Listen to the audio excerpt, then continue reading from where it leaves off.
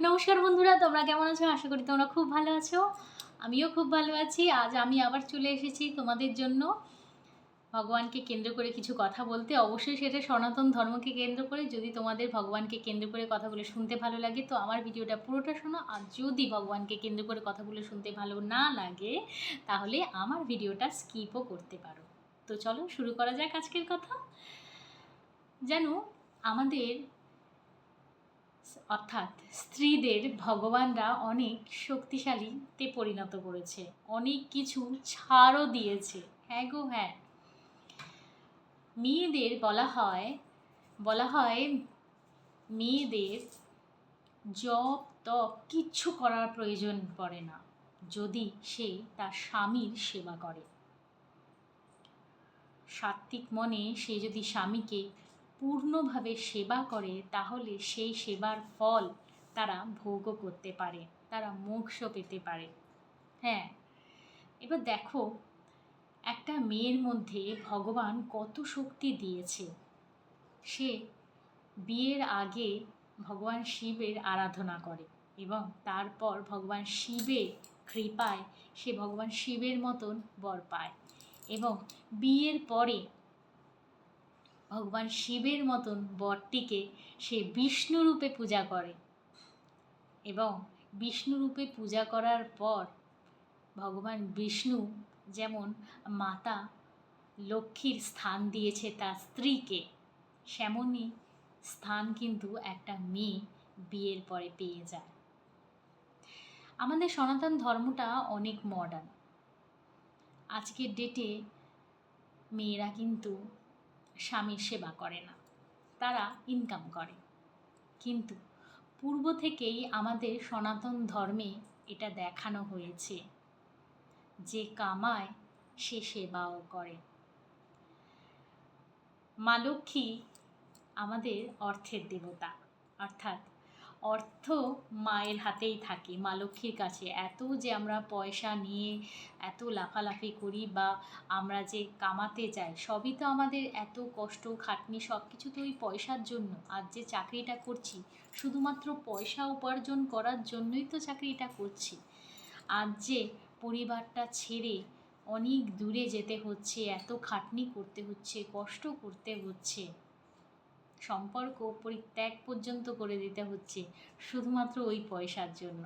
কিন্তু আমাদের সনাতন ধর্মে এটা শেখানো হয়েছে পয়সা কামানোর সাথে সাথে স্বামীর সেবাও করতে হয়।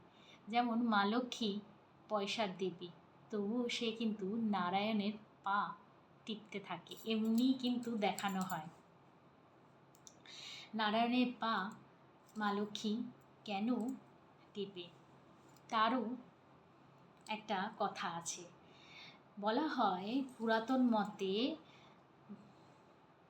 হাজবেন্ডের পা যদি তার স্ত্রীরা দাবিয়ে দেয় অর্থাৎ টিপে দেয় তাহলে তার ঘরে অর্থ আরও বাড়তে থাকে।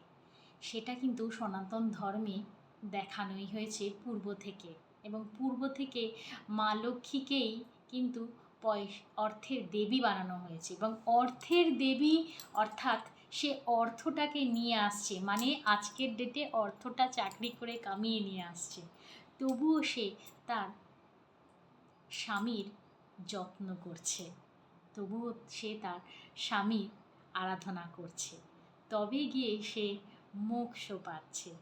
তো আমাদের সনাতন ধর্মে কিন্তু অনেক কিছু শেখানো আছে যা কিন্তু আমরা কখনোই পালন করি না। আমাদের সনাতন ধর্ম কিন্তু অনেক মডার্ন ধর্ম, ঠিক আছে, কিন্তু আমরা এগুলোকে কখনোই আপনিয়ে নিতে পারি না। আমরা এগুলো পরিত্যাগ করে দিয়েছি। আমরা যখনই কামাতে শুরু করি তখনই আমরা ভাবতে শুরু করি আমরা বিরাট কিছু করে নিয়েছি, অর্থাৎ নিজে তো কামাচ্ছি, তার মানে নিজের পেটের ভাতের জোগাড় তো আমরা নিজে করে নিয়েছি, তাহলে আর স্বামী সেবার কী প্রয়োজন? যদি সেমনিই হয় বিয়ে করারও কী প্রয়োজন ছিল, তাই না? একটা বাচ্চা দত্তক যখন কামাচ্ছি তাহলে একটা বাচ্চা দত্তক নিয়ে নিলেই তো হয়ে যেত, বিয়ে করার প্রয়োজনটা কী ছিল? বিয়ে করলে নিজের কর্তব্যটাকেও তো পূরণ করতে হয়, স্বামী হলে তার সেবাটাকেও তো করতে হয়। শুধু কামালেই কি দিন চলে যাবে? কামানো তো খুব দরকারি, সেটা তো ঠিক কথাই। পূর্বে তো মা লক্ষ্মীও কামাতো। এখানে মা লক্ষ্মীকে অর্থের দেবী কিসের জন্য বানানো হয়েছে? সে অর্থটা নিয়ে আসছে বলেই তো তাকে অর্থের দেবী বানানো হয়েছে। তাহলে সে তো মা লক্ষ্মী, পুরো জগতের অর্থ সে দিচ্ছে, সে কেন নারায়ণের পা টিপবে?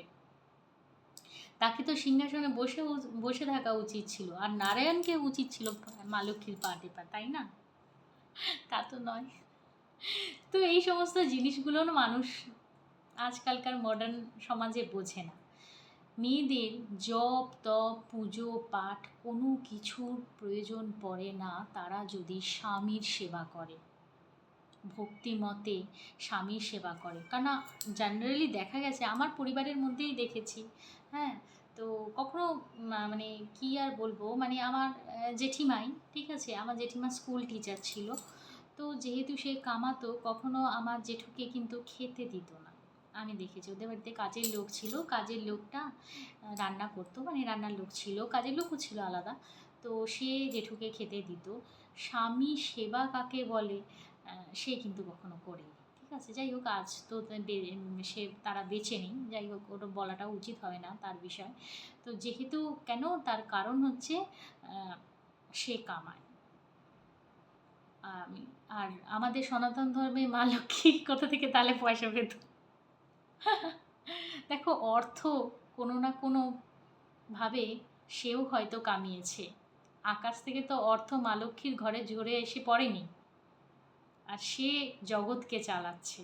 তার মানে তার কাছে কত পাওয়ার আছে, তারপরেও সে কিন্তু তার হাজবেন্ডের পা টিপে যাচ্ছে, তার সেবা করে যাচ্ছে।